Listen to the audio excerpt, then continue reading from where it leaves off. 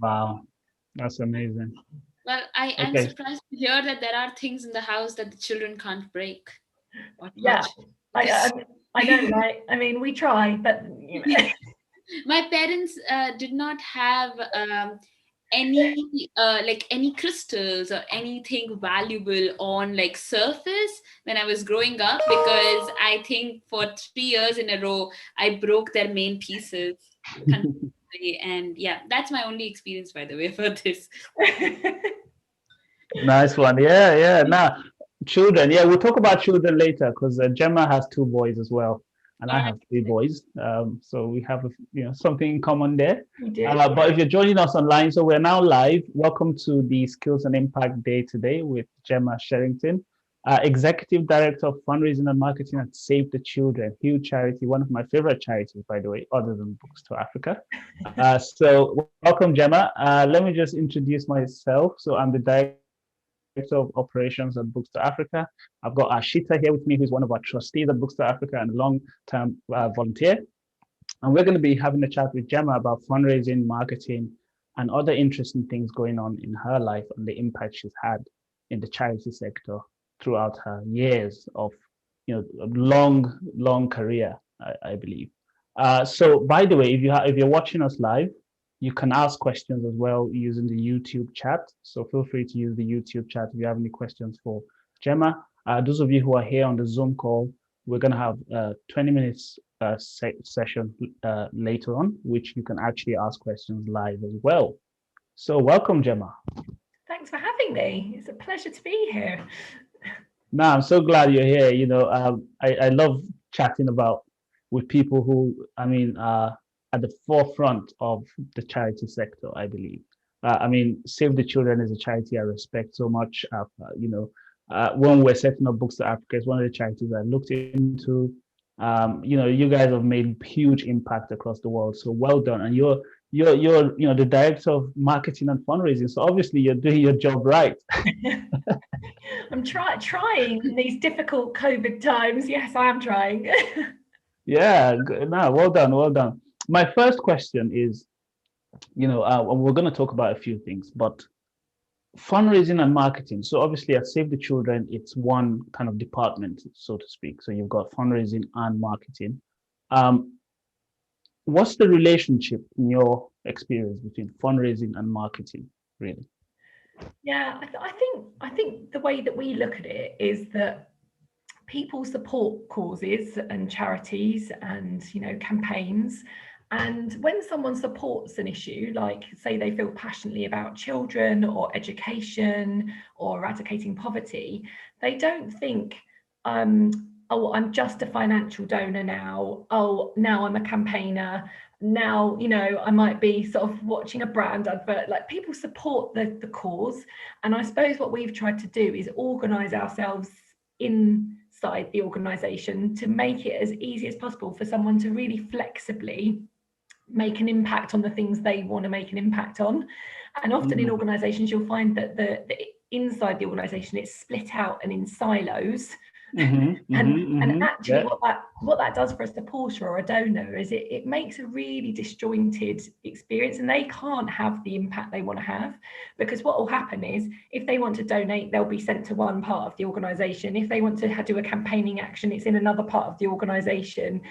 Actually sometimes the brand and advertising isn't tied up to the messages that are happening in fundraising, so people see very different things and they kind of are a bit confused about what actually is that charity trying to do, or is my impact going to be really effective. So I suppose for us it was all about organizing ourselves so that anyone who wants to have an impact for children can do it in a really simple, easy way and have a brilliant experience while they're doing it, and for it to feel really seamless. So for me, the relationship is all about the supporter experience. And that's why we blend together. So yeah, that's just the way I see it. We should be outside in, not like inside out. Wow, that's profound. Outside in. So think about the experience of the person who's trying to support the cause. Yeah, well, because we're just there. Like, again, one of my really real beliefs about people in organizations like mine, and certainly me in my role, is, you know, I'm just a conduit or a custodian of something for a period of time. And actually, I've been at Save the Children for a long time, so I've been a custodian for a while. It's my 13th year this year. Wow. But you know, a supporter wants to have, they don't actually, it's not about them supporting an organisation, it's about having an impact for a child moving forward on a mission. And as charities, we are just conduits to the impact that someone wants to have. And actually our best role should really be kind of making that as easy as possible, making it as effective and efficient as possible. So if people are donating, their money goes to the right place, so that if they're campaigning, we're focusing on the actions that are going to make the biggest change, you know. And as an organisation, we're just trying to smooth that process. And if we're not doing that, then we're not doing our jobs really well. So yeah, for me, it's about trying to move yourself out of the way as a blockage of the impact and be something that adds value. And so that's where we come to the sort of the audience perspective about, it's all about the supporter. And likewise, it for us in Save the Children, certainly it's actually about two really key people. It's about the child, and that design, that sort of is what we design all of our impact around. And it's about the supporter, who are the people that make that impact sustainable. So everything is about those perspectives, and then we design our organisation around that.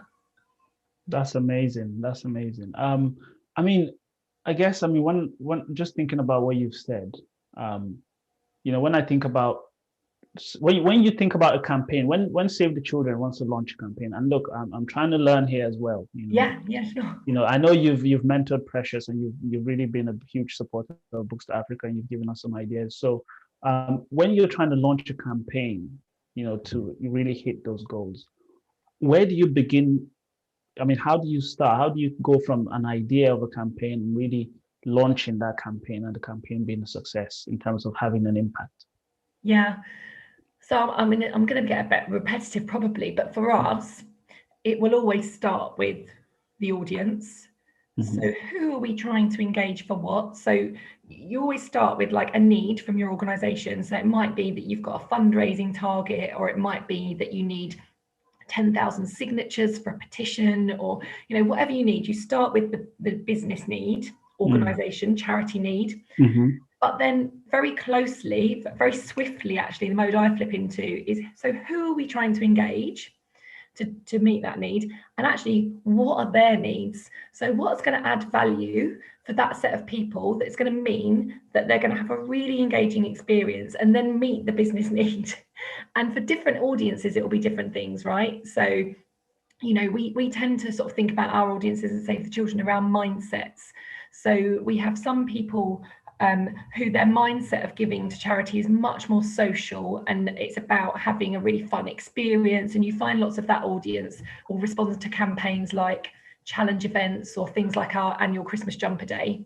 We also have a target audience who are an audience that really understand the connections in the world and understand that the decisions and impact we make in the UK have a big impact on the wider world. We call them the big picture audience because they understand connection, and they understand the complexity of international development and aid. Now, they're a really different audience, so you have to speak to them and provide them with giving opportunities that are very, very different. So I suppose whenever we're thinking about any new campaign, we'll have a really clear goal for the organisation, which might be financial or other types of impact. And then we think, who are the audience and what's going to be meaningful for them? And those things will then help us design the campaign. So we would never, ever actually just start with, oh, I've just had an idea about, you know, like an Easter egg hunt campaign. We wouldn't start there. That might come from the audience. But yeah, we just very much start with the audience perspective. So always think about the problem first. The problem, and then who's going to help you solve it. And why are they going to bother helping you solve it, right? Because we've all got busy lives. We all care about lots of things. Why are they going to spend some of their precious time and effort helping you with your problem? What's going to be the value exchange for them? And it might be feeling like they've had an incredible impact. it might be something tangible, like actually by engaging in that campaign, I'll get money off vouchers for something, like it might be something very functional. It might be, if I do that, I'm going to be connected with other like-minded people, and I really want to be networked with other people who believe in the same things as me. But understanding that need is critical for successful campaigns, I think. I think this is a very interesting point, because our charities, if we actually look at them, they're very people oriented. We're trying to connect, even at Books to Africa, we're trying to connect different communities. So if we are actually able to understand what our supporters want in terms of what they gain out of supporting a particular event or a particular kind of charity, that would really help us connect with them, and also kind of build this community in more meaningful ways. I'm assuming, at least, because we focus a lot on the community that we're trying to kind of quote unquote help, but this is also like a really kind of, I never thought about it this way, that we could actually build really meaningful connections with the community that we are embedded in by actually kind of getting to know our supporters and what their motivations are. Thank you for that. I'm sorry, Gemma, before you answer that, let me just add one more point to that related to what Ashita just said. When you said value, what value is there for the supporter?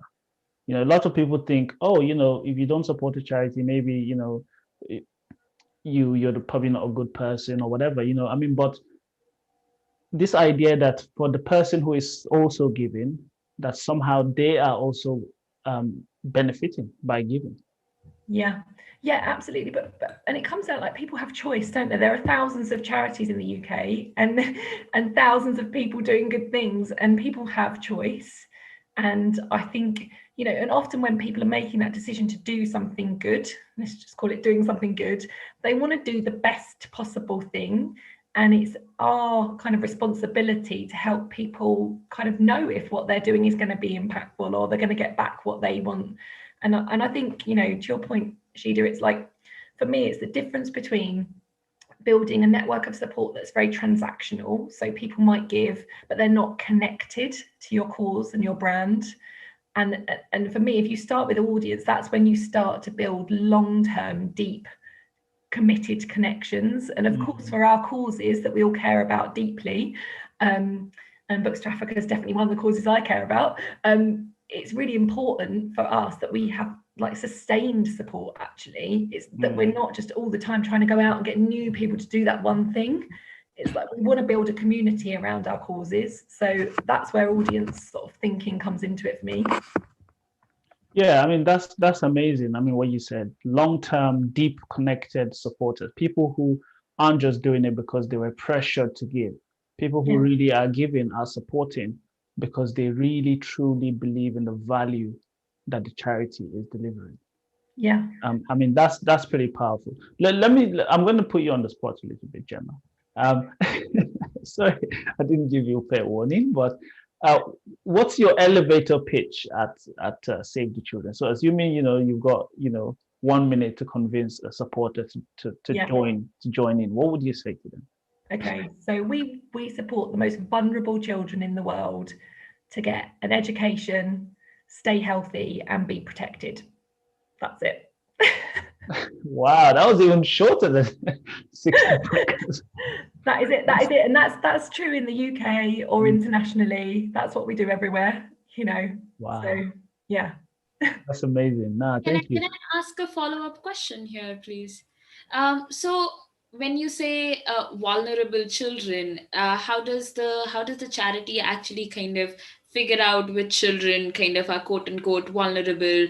What do we look at when we are kind of seeing children that actually need the support? And when you say to kind of stay healthy and to kind of get education, what does that like? How does that translate when it actually kind of comes down to these children receiving support? So sorry, it's a lovely question, because I love the opportunity to explain it more. I do. So actually, the vulnerable children thing is actually a very technical, academic kind of, it's a word, but actually in the international development word, it's actually a lot of very technical measures. So it will be different in each country, but it relates to economic status, So level of poverty, it might relate to gender, because in some contexts, you know, girls are very much the most vulnerable children. It can relate to whether you're in a fragile state, so a conflict situation. It can be relating to disability. It can be relating to pure geography, because sometimes children are vulnerable purely because they are very remote from access to things like healthcare and education. So actually the indicators that sit under vulnerable are actually many, varied, but very sort of technically measurable. And so in any country context, a slightly different blend will identify the most vulnerable children in that context. So that's kind of what we mean. It's a very sort of summary way of saying all of those complicated things about economy, gender, disability. You know? You go through a wide range, and that means that you won't have children slipping through like the sieve, because you have different parameters for every like country and also different communities. And I think kind of putting gender as something that is a controlling factor kind of would really help in this approach, right? Yeah, absolutely. And it relates to the fact that when you get sort of governments who fund sort of aid and development work tend to focus on getting, I guess it's the biggest margin. So they'll go for the biggest pools of people, which often cuts off the most vulnerable, actually, because it's not worth their while to try to get to the end kind of thing. So that's where like an independent organisation like Save the Children is really fortunate, because we can just go wherever we want and help whoever we want. And then to your second question, which was like, what do the actual bits around health, education, protection look like? So for us, health usually focuses on the under fives, because they are the most vulnerable, you know, child survival under 5. And that could be things like focusing on preventable diseases, pneumonia, malaria, you know, that kind of stuff. Or it's kind of the space around malnutrition as well, making sure that children have the nutrition in that first 5 years of their life. And it can be emergency health. So often in emergency contexts, we literally fly in kind of type hospital setups to kind of provide emergency health. And then on education, it's sort of 2 big pillars to that really, which is both access to education, so making sure that children have fair access to education, but also quality of education. And that's where really there's a lovely little overlap with the work that, you know, I've done with Books to Africa, and why I'm really passionate about it, because it isn't just about educational access, it's about how good that education is when children are actually in the school. And that comes down often to the resources that the teachers have to teach. And then in this, and again, that is in both, we work in both kind of stable and emergency contexts for education. So we'll pop up education in emergency response. And then the final bit, protection, is usually around things like sort of core child protection, so protecting against sort of child exploitation, abuse, and, you know, sex trafficking, child soldiers, those sorts of things. And that is often in our more volatile context. So often when we're in conflict affected countries or humanitarian response scenarios, because that's often where children are absolutely vulnerable to child protection issues, unfortunately. So that's often where we're working those spaces. But yeah, that's in a little summary. But it's a lot of stuff.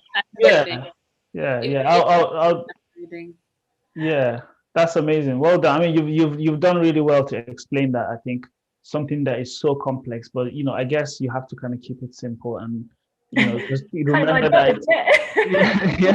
You know, I mean, I think what you just before because I'm sure you've traveled a lot, and I want to talk a little bit about that. But before that, just before we move on from the fundraising and the marketing side of things, obviously, we know about our cause. We're passionate about children. We're passionate about them getting an education, them getting not just an education, but quality education, getting resources to them, getting access to them.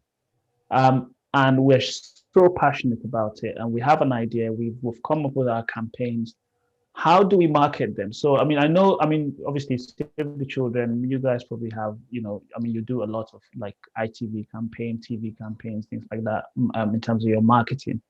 What's the one thing you would say? I mean, I know you've kind of introduced or brought this concept of agile marketing. So maybe just talk about that a little bit, and how you see what's the most effective way to market your campaign to make them successful. Yeah. So I'll repeat just from the beginning, like, first of all, know who you're trying to get to, because that's going to really affect what you do in terms of marketing. So understanding the audience that you're trying to connect with, number one. But I would say for a sort of, especially sort of a charity of the size of something like Books to Africa, digital is going to be your friend. So working out how, you know, you bring to life your cause literally on someone's phone, and I would think about it in that way. You know, how are people going to see us and interact with us on their phone? Because that's kind of where everything is happening really now, and across multiple audience sets as well, actually. And so for me, it would be about having a really powerful digital kind of engagement strategy and working out, depending on the audience you're trying to target, which kind of social channels are going to really play hardest for you, because that will really depend on who you're trying to sort of engage. You know, there are different demographics that sit across things like Facebook, Instagram. You know, if you want to go for a much younger audience nowadays, we've got to be getting in on TikTok. You know, it's like these things that I don't actually interact with, but I need to know about them. But yeah, for me, it's thinking about your channels. So know who you're trying to get to, then think about what channels are going to get to them, and then use that insight from the audience as well to work out and what content or what storytelling, what methods of invitation are going to really appeal to that audience. So it's not just coming up with like bog standard, like dry, you know, copycat charity content. I think the important thing now is trying to differentiate a little bit and thinking about content that's going to actually really engage that audience, but then you have to know the audience deeply to know how to get that right. Yeah, I mean, let me be a bit more direct in terms of my, you know, my question regarding marketing. So assuming you want to get into, you know, because, you know, we probably have a great video, we want to put it on ITV or, you know, put it on television so everyone in the UK knows about Books to Africa. We want to get a couple of celebrities to, you know, maybe partake in that video. Where do you start from? You know, I mean, do you just pay to get a campaign going, or does it cost a lot of money? No, I mean, we don't pay any of our celebrity ambassadors. It's just one of our policies that we don't pay celebrity supporters and influencers. So like, honestly, a lot of it is about asking, but also doing your research a little bit first to know who you're talking to. So you know, if you do your research, you'll find there are people who have like an affinity with your cause because of what they've said before in an interview, or like they might have said, you know, I'm really passionate about education, you know, I'm really passionate about, I don't know, like children or whatever. And once you've got that kind of knowledge that there are these people that care about that stuff, they might have their own children, for example, is always a really good indicator for us that we might be able to make a connection.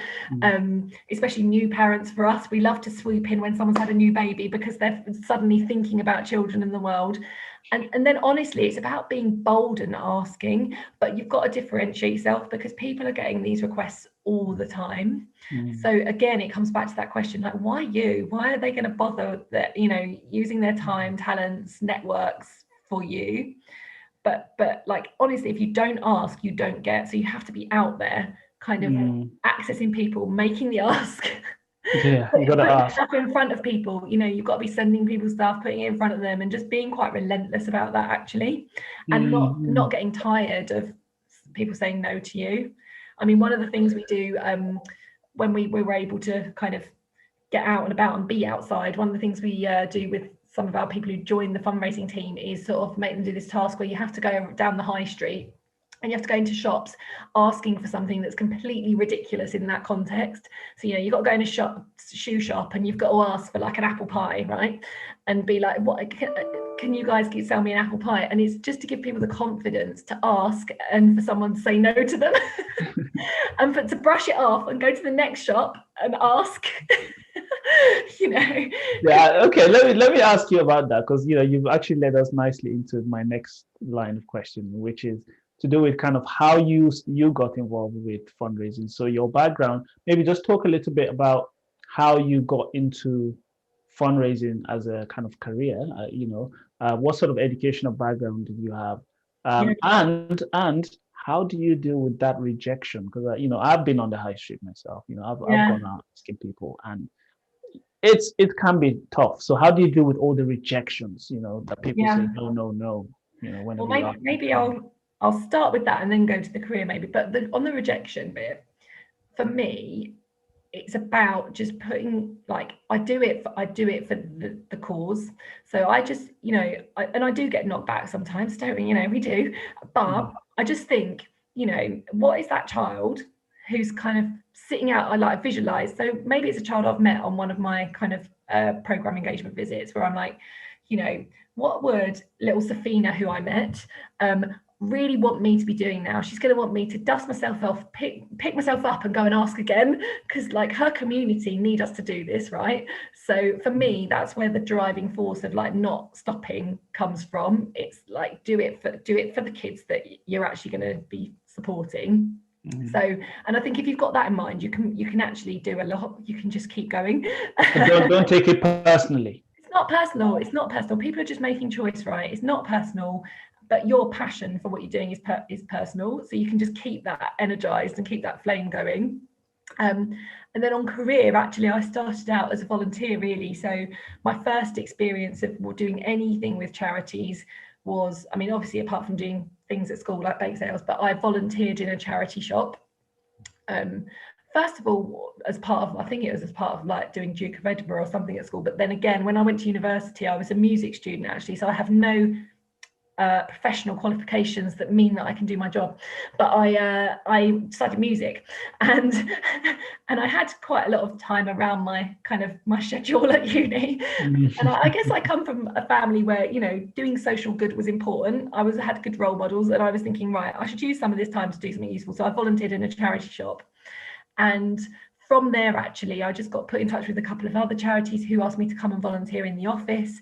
And that was the first time really that I saw that fundraising as a profession was even a thing. Like, I didn't even know it was a thing before that. And I saw these people who were called fundraisers, who got to work for charities and got to meet amazing people in their communities. And just, it looked like the most fun thing ever. And so actually, after I did my music degree, I still didn't really know what I wanted to do, but I thought I might want to do music therapy. So I went and did a psychology of music masters, which again I haven't used. But after that, I saw an advert in The Guardian for a graduate training scheme for fundraising at the NSPCC. And I thought, gosh, it's such a slim chance that I'd get on it, but I'm going to apply because that is kind of what I've decided I want to do. And by that time, I'd done quite a lot of volunteering things in fundraising, and applied and got on it. And I think it was because of a lot of my volunteering experience. I hadn't realised how much I'd totted up over the kind of few years. And yeah, so from there, that was the start of my career. And it was a brilliant grounding because I sort of got to do all different types of fundraising. Often as a fundraiser, you get pigeonholed as a very specific type of fundraiser, but I sort of got to do everything. And from there went to a really small homeless charity because I sort of, NSPCC was quite big, and I thought I'd really like to try out a smaller charity. And that was great because I was one of 2 fundraisers based in the hostel. And after that, I went to WaterAid because actually deep down, my passion is international development. And I went to WaterAid for a few years. And then after that, a job came up at Save the Children where it kind of combined the causes of children and international development. And it just felt like, well, this is my place. That's where I'm meant to be. So very fortunate to get the role there, and have been there 13 years doing lots of different jobs, sort of in fundraising and marketing. And then a couple of years ago got onto the board as the exec director. So yeah, that's kind of that's history. Amazing. I mean, that's really inspiring, especially for some of our volunteers right now. We have some of them watching from our office in Canterbury, and they're currently working as they're listening to you. So, Yeah. I mean, that's quite inspiring to hear. And many of us, we all started as volunteers, we all started working for free. And then at some point, what point would you say that fire was lighted in you? I mean that fire for international development. At what point did you say, actually, I care about the world. I care about people outside the UK, people that I might never even see. At what point did you catch that fire? Like really early on, actually, probably in my when I was a teenager or something. I remember being a campaigner for Amnesty International, and it sort of, it just made sense to me that basically what suddenly made sense to me was there was so much like unfairness, and I really wanted to try to make things more fair. And whatever that meant for whatever context, but yeah, I was probably 14 or something like that. It was quite early on that became a bit of a passion. And how many countries have you been to now? Name drop some of the countries you've traveled to, Gemma. Well, like for work, I mean, yeah, I can't say off the top of my head. For work, I've travelled to Niger, Ethiopia, Kenya, Tanzania, Uganda, Malawi, India, and then just separately, I've travelled to sort of like Brazil, Ecuador, Argentina, Mexico. It's something I like to do. I've got getting a bit of cabin. Amazing. That sounds like an amazing job. Yeah. Ashita, you probably have a question. Yes, I have so many questions, and I'm not sure whether I should ask them right away or I should wait. I'm just always I'm waiting to jump in with like my bunch of questions.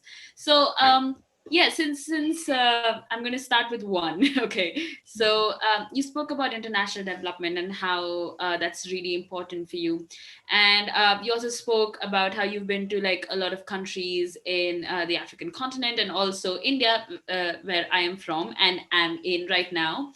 So I wanted to know what your kind of experience has been in terms of partnering either with like local charities or people who are working on ground, and how do you think that impacts this project of international development, like from your opinion? I'm sorry, I mean, I sometimes feel like my questions are very academic, but no, this is good. No, this is good. And do you know what? It's a very hot topic in international development at the moment, because things are actually changing. So Save the Children has always had a sort of an implementing model that means that we work through local partners.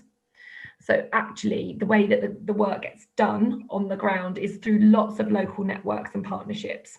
But there's a massive shift going on actually worldwide in international aid now, which is about basically decolonizing international aid, because it's built on a very kind of colonial, these countries here will help these countries over here, and actually that's been completely disrupted, and it's much more about shifting power to the global south, and how much more it's about building skills, capability, capacity, resources in country to kind of do the work. So what we're finding is actually, as someone like Save the Children UK, we're kind of shrinking some of the things that we would have historically done. Things like, we would have had technical experts around humanitarian response or educational health that we would send from the UK to a country program. Like, we're just stopping doing that now, because it's about building the capacity in country. So there's a massive shift going on, and it's all about unlocking the power of local organizations and partnerships. Amazing. So which I love, right? This is just like brilliant, and it's so exciting. And that's from a kind of delivering program point of view, but it's also happening from a fundraising point of view. So now a big part of my job is actually building the skill sets and the networks of my colleagues in Nigeria, for example, so they can do their own fundraising, so that I don't have to fundraise in the UK to give money to Nigeria. Nigeria can self-sustain. So my job's changed a little bit. It's been a bit more about a capacity builder. Yeah, I mean, on decolonizing as a project, that sounds like a fantastic step forward, especially because like I'm going back to the first thing that you said, that we are people oriented, and that we need to know the community that we are in, and also the community that we're trying to help. And I think that this idea of all of us being capable of kind of bringing something to the table and also enriching this whole process is fantastic. Thank you so much for that. That actually kind of really the idea of international development has been foreshadowed with this kind of colonial approach in the past, and now I feel like this idea of us being partners to this project of international development really would help this to get propelled further. So thank you very much for that. I'm going to keep my questions for a bit and kind of give Tonson another chance. You can ask. I think, but when you said, I agree. Gemma and Ashita, it's refreshing to hear that from you, Gemma, and to hear that that's kind of the direction that Save the Children is going. Because I mean, Save the Children is a leading charity. It is one of the charities that defines the sector in this country. So it's important when we hear from you that you want to build local capacity. It's no longer a top-down thing. Oh, we Yeah. are good and they're bad, and we're trying to help them because they're poor. But rather, they have capacity. They have, they have prospects. How can we Yeah. equip them so they can fix their own problems? And that's been very much our approach at Bookstore Africa as well. You know, Yeah. we really believe that every child in Africa, regardless of their situation, they have the potential to be you, Gemma. They have the Yeah. potential to lead change, to have impact, but they Yeah. just need the right tools. They need education, they need skills, they need opportunity, and they Yeah. can do it. It's not because we're better than them or we're superior, we're somehow, privileged, but it's about partnership, isn't it? Yeah. I think the move towards solidarity is the move towards having this idea that we are actually partnering with people who have their own aspirations and probably an inherent understanding of what works for them the best is a fantastic move. Yeah, I see that we are kind of moving towards the question and answer round also Yeah, we've got a slowly. few more minutes. Yes, Yeah. so we have a few more minutes. So I'm going to kind of ask my last question here before I ask more questions in this question and answer round. Um, you talked about how you are dealing with your marketing team and your fundraising team, and I really wanted to know how this pandemic impacted your work life, and also just like how does your day look right now? Because for me, it's been one long day since last March, and I can't really tell the difference anymore. But yeah, I'm really interested in knowing how your day looks and how has this massive thing that has happened to all of us impacted the workings of the charity. Yeah, I mean, it's had a massive impact. So there are about 300 people actually in my team at Save the Children. It's a big team, and overnight we had to switch to a virtual team, which was actually went really smoothly considering all these things that we thought we couldn't do, and we always used to put barriers in the way. Actually, overnight we had to, and then we did, and it was fine. and and I think we very quickly got some tools like to support us, like digital whiteboards and things, so that we could collaborate together still, because that's a big part of how we all work together, and very quickly put in things like social kind of gatherings so we could all stay connected, because we were really aware as well that across the team different people had different challenges. So some people might have been living on their own, some people might have been in like a shared house working out of a bedroom, some people had their children at home, or caring responsibilities. So lots of different stresses and strains. But it worked remarkably well actually, and what we did very quickly was strip back our priorities, like say we were going to do fewer things but do them really well. And we knew that our sort of income would be affected, the money we were raising, because we had to close our shops, and overnight that means we were going to be losing money. So we had to pivot very quickly and think about what might we do differently to make that up, or what costs do we need to save to make sure that we can still balance the books basically. But for me across that time, honestly, my days look absolutely bonkers, because I've got a 7-year-old and a 4-year-old, and I'm trying to do my job, which is a full-time job, and my husband's trying to do his job, which is a full-time job. But we've got a lot of homeschooling as well, and so the day just looks mad. Like, we get up, and honestly, within about 10 minutes, we're kind of like, to my poor 7-year-old, he's just rubbing his eyes, and we're like, can you do your maths now? Because I'm not going to have time to do your maths with you later, so can you do your maths now? And then so between 7 and 9, there's quite a lot of schoolwork that happens, and then the day's just crazy, because I think people might have found this in a lot of industries now. My day basically looks like me on sort of Zoom calls, like all day. I just like click onto the next one, I click onto the next one. This is just what I do all day. And it's exhausting actually. And then in between, I quickly make a sandwich for some kids, and then do a bit of something with one of them, and try and go out for a walk with them. And it's just like, I feel like it's just crazy, and I'm very much looking forward to it all just calming down a little bit more at some point, because it feels like the home environment has gone crazy, but also stuff at work is just, it's all up in the air as well. So there's a lot to manage there. No, definitely. I feel your pain there. I've got 3 boys, and my wife works. I work. Yeah. I think they're about the same age. Yeah, they're about the same age as well. So we've been homeschooling, and it's just been And my hang parents in have there. Hang in there. Yeah, and my parents suddenly have their grown daughter who left 10 years ago back to their house, and now they have two fully grown children staying at their house, demanding space constantly from the parents who own the space. So yeah, I guess I can put them on for the next chat, because they will definitely kind of find common ground here. But I understand how days kind of look really weird. I feel like days have just stretched into different directions, and home doesn't seem like this like place which was earlier very kind of safe from your work. You could leave your work at work and come home and relax, and now it's 21 hours on a computer. Because why should you stop working when you can work from your bed? Yeah, no. But you know what, I do think one of the really lovely things is that we've all got to know each other a little bit more as humans. Because, you know, obviously before I used to go to a big office in the middle of London, and we all used to turn up, kind of do our days together, do our meetings, and then all go away. But, you know, I've met people's pets and children and parents, and I've seen, you know, the backdrops of their lives. And I think we've all like just become a little bit more human with each other, which is a lovely thing, I think. So yeah. Look, I've got more. I would love for us to chat a bit more about that. And I do actually have one question before I bring everybody in. So those of you who have any questions who want to ask, you know, you can get your questions ready. But I wanted to ask you about, because you said something important that really caught my attention about your kind of your route into where you are now.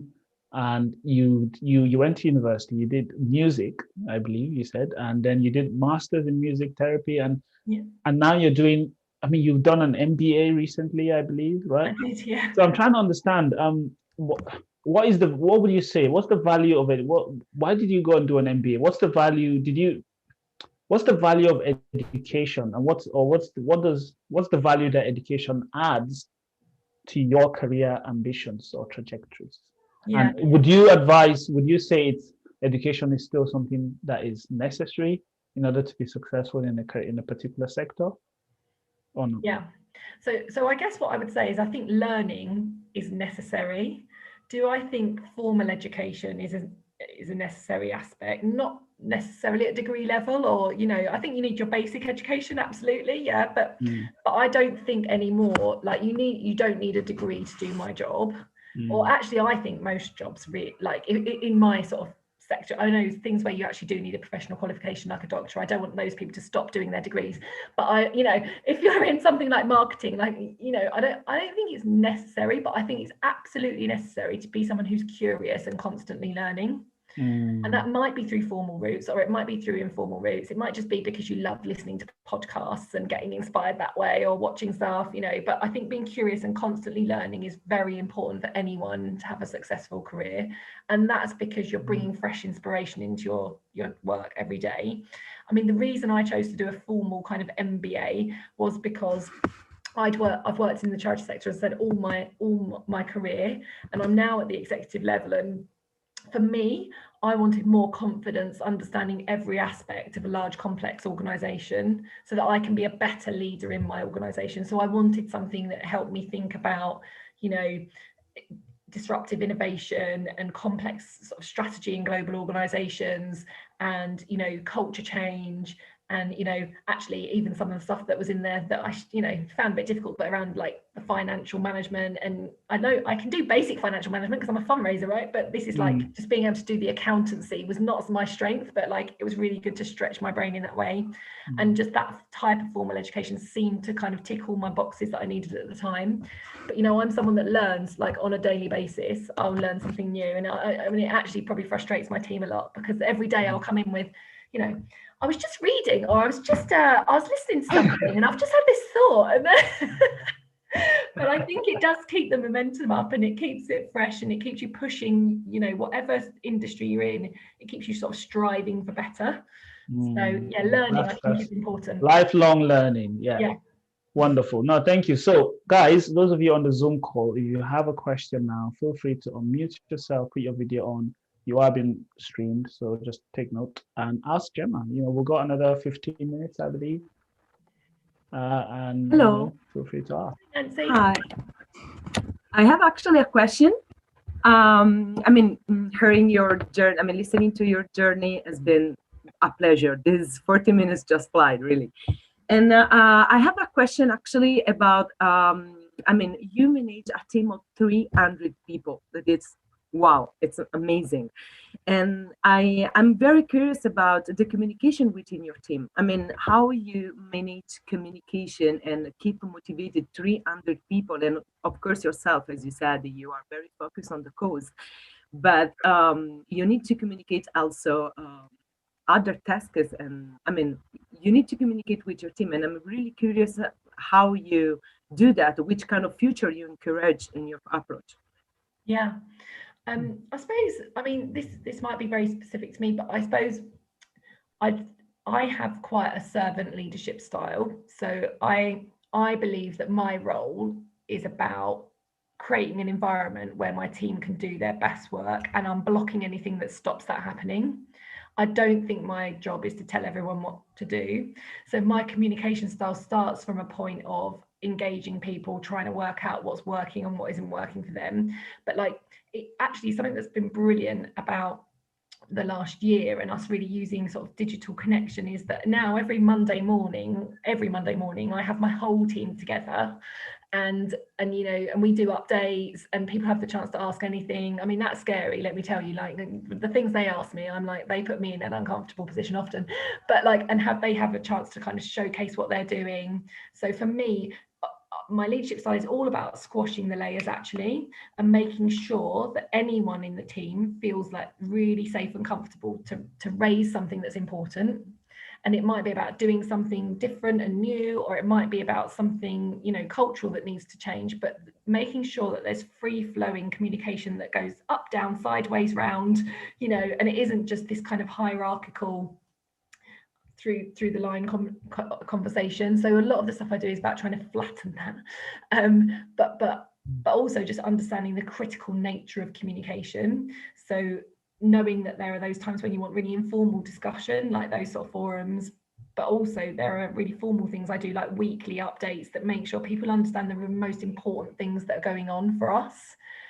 And then the bit of communication that I love the most actually is the stuff that we do around recognition. So every month I do this it's quite a crazy slot actually, where we get the music on and everyone's nominated each other and written lovely things about each other, about things they've done in the last month.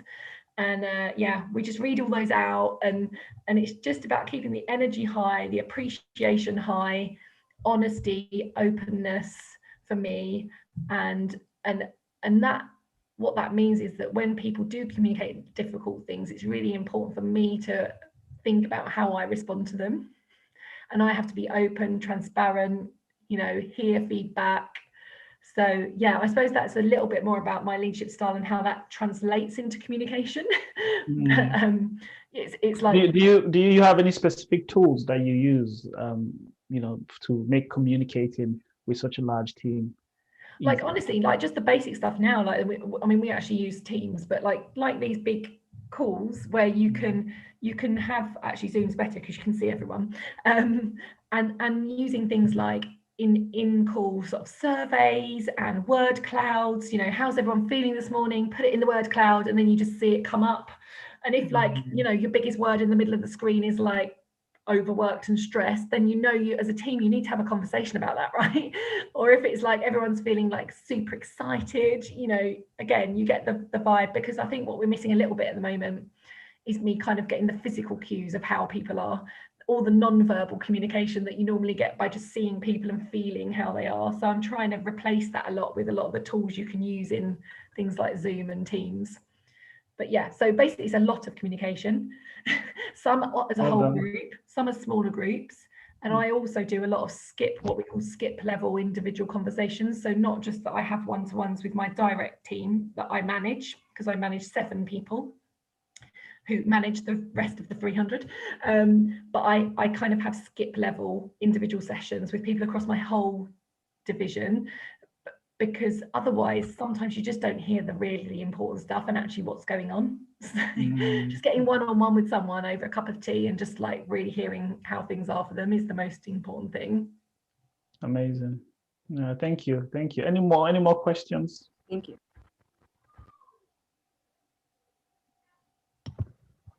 Hi, Gemma. Hello. Hiya. Yeah, thank you for speaking today. It's really inspiring to hear something that I'd really be interested in. We're currently trying to kind of build our social media following and get more engagement. And I was just wondering that you said that a digital strategy, like accessing things on your phone, is really important. So what would you recommend within that as something that would engage people, get more followers, the kind of content, the way you would run a campaign on social media? Yeah. So I would just yeah. Sorry, I think it's a bit. We've got. Yeah, she's skipping a bit. Yeah. So I would so if reach is what your goal is. If it's about big, you want big viral reach, that's ultimately where you want to get to. I think there's a couple of routes into that. Is either that you engage someone who has reach and therefore can be your conduit to getting to a lot of people, or you create the sort of content that people just want to pass on, and it gains its own reach. And to inform you on how to create that sort of content, I would just do a little bit of like research on like what are the things that people have really been kind of watching, listening to, doing. What are those things that have become the thing that your friend sent you? Or I'm always really interested in what people are sending me, because I'm like, wow, okay, so there was a reason why you sent me that. What is it in that piece of content that means you've sent it to me? and it might be, there's kind of always like little ingredients in there. Sometimes things like the charity ice bucket challenge like went viral really because it meant people got an opportunity to put themselves on screen. It was a bit of an ego thing, right? It's like I get to put myself on screen looking like I'm doing something good, but also being quite funny. And so there's sometimes it's about ego, sometimes it might be because it's shocking, right? So there's some brilliant stuff that Bernardo's do in their marketing that is about just having shock factor. And sometimes when they've been told off for it from the Advertising Standards Agency, it's even better because it gets more coverage, because it's like, okay, it was shocking and now you're telling everyone it was shocking. So, but I think it's about, I'd just draw together some examples of what you've seen out there that you think is really compelling, and then think about how you could do your books to Africa kind of storytelling in the like ilk of something like that. Okay, so you would recommend, like you say, there's a charity that goes for shock factor, maybe figure out what our niche kind of approach is. It could be fun, it could be about the people that are in it. Sometimes things get passed on because of who's in the content. There are several routes to this. And like I say, if you do have links, or you can be bold and kind of try to get some ambassador support from like a famous, someone with a following, one of your quickest routes is actually to go through them. Last year during the pandemic, one of the things we did at Save the Children as part of our digital marketing was something called Save with Stories, where it was celebrities reading bedtime stories for children. And actually we started with one person who'd said they'd do it, but because they said they'd do it, we then used their name to get another person to do it. In the end, we had about 35 people that did it, and one of the highlights was that Harry and Meghan on Archie's first birthday read him a bedtime story for Save the Children, and so the reach was incredible. But we just started with one, like not that famous person. Yeah, just got to be bold and ask, because that's the best possible outcome of Harry and Meghan. And like keeping it really simple. The thing with that was we were asking them to do something so simple. It was like, you can record it at home on your phone. We just want you to film yourself reading a story. Really simple. Like it's going to take like 10 minutes of your time. Yeah. That was a good one. That's a good one. Okay, any more questions? Amazing insights. Thank you very much. I mean, we all, like at Africa, we all kind of sit and we brainstorm about how to kind of make social media content. And there are so many things that like right now in this conversation, we realize that, okay, we could do it. We could actually approach this slightly differently in terms of looking at what people want to engage with, rather than just focusing on our message. So just to kind of focus on what actually gets this engagement value amongst people. And I guess like TikTok, I mean, we shouldn't discount that. No, Getting so honestly. many TikToks right now that TikTok definitely has an immense amount of power. I mean, like recently in India as well as abroad, I've seen a lot of like social movements being talked about on TikTok, and because it's just like a 30-second capsule, it becomes digestible for people to kind of sit and understand that, and also because it's fun, people are being funny and people are being creative. It Yeah. just it becomes something that they want to engage with at the end of the day. So yeah, thank you very much. Those were really good insights. I've enjoyed today so much. It's a Yeah, pleasure. me too. Me too. I mean, you guys are seeing what Gemma brings to that. Why we basically, Gemma is a Books to Africa ambassador, because she does provide this kind of advice and insight to the board. And we're really grateful to have you, Gemma. And thank you for so much. I mean, I'm learning today. I'm taking notes, right here, I'm taking notes for my team. So thank you. Any more questions? Any more questions? Feel free to ask. I think anyone on the chat, has anyone sent a question on the chat or not? Can I try? I think Vivian. Vivian's got a hand. Hi, yes. Can you hear me? Yes. Okay. I was wondering if Yeah. you could say a bit more about how you let your supporters know about the impact they're having at Yeah, a sort of great. specific level. Great question, Vivian. Do you know what? Like, if I'm being completely honest, I think we could be a lot better at it at Save the Children. And it's one of my objectives kind of for this year to really drive through the team. But kind of what we will do is, if you're a supporter of Save the Children, you will get regular impact updates. And that would usually be in the form of kind of individual stories from children. And that's the way we've done it historically, is kind of very single child example of, if you've supported our education work, here's this child who's benefited from this work, let them tell their story. And the reason I say I think we could do it better is because I think that kind of ticks one box on what people want to hear, which is an individual story. But I think what we need to be much better at is providing digestible, like simple, high level kind of impact statistics. And I know that doesn't sound as interesting, but like really high, like simple graphs, or like it's this percentage of children out of the children in the country that have now got access to a quality education, things like that. And the challenge we have in our organisation is that we're a huge, complex organisation linking into a very complex ecosystem of international development, and trying to get the people who actually measure the stuff to give it to you in really simple format is hard. But we need to work harder as the people who translate that for supporters to kind of create some really simple stuff. And then the other thing I would say is, one of the things that has changed this year, which is a brilliant piece of progress, I think, because we've all got sort of used to doing these kind of digital formats, is that we've been having webinars with our supporters where we've been inviting actually some of the children. So some of our children from programme, but also we've got youth activists who are there kind of knocking on the door of their governments in their country, who've been joining the calls and talking about what they're doing, as well as, for example, some of our staff that work in programme and have been responding to the COVID humanitarian response. So that has been amazing, because that feels like a way to really connect our supporters to exactly who they care about, and it's not through my voice or one of my team or on a printed piece of paper that we've created. So yeah, I think that's been transformative, and we will definitely maintain that.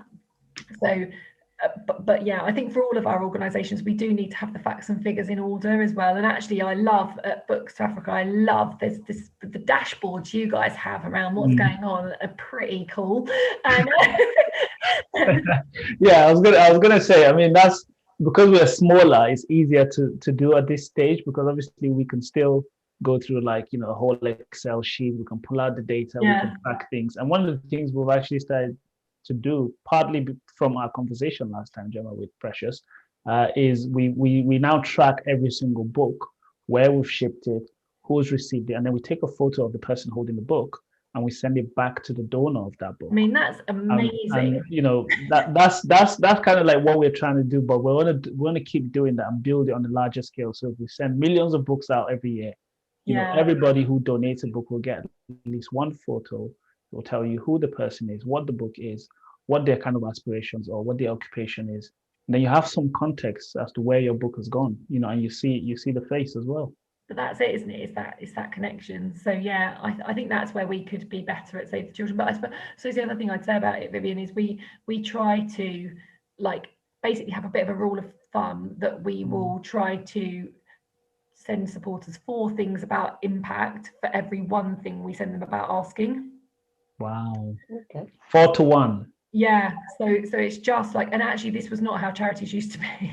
There's been a massive disruption. It used to be like ask, thank, ask, you know. It was just, but now we've very much flipped the balance. Amazing. Thank you. I mean, that's amazing, and I think we're going to keep working together. You know, Yeah. For those of you who support Books for Africa, if you have any spare change left, feel free to support Save the Children as well. Yeah, but and I'm a Books for Africa supporter, and Yeah, exactly. because So they're amazing. Yeah. Yeah. So thank you. I mean, it's now 12 o'clock. I think we do. Ashita, any final words? Just words of thanks. Actually, this was an amazing conversation. Thank you so much for being so direct and so elaborate and so patient with our questions. I know we really put you under the spot, but I believe I can speak for most of us here that this was an amazing conversation. Thank you so much. We take a lot home from you. It's been super fun for me. Don't worry, I've loved it. Wonderful. So I'm going to end the live stream now. So those of you watching on YouTube, join us again next month. We're going to have another special guest. Gemma will be back at some point, I'm sure. Thank you, Gemma. And those of you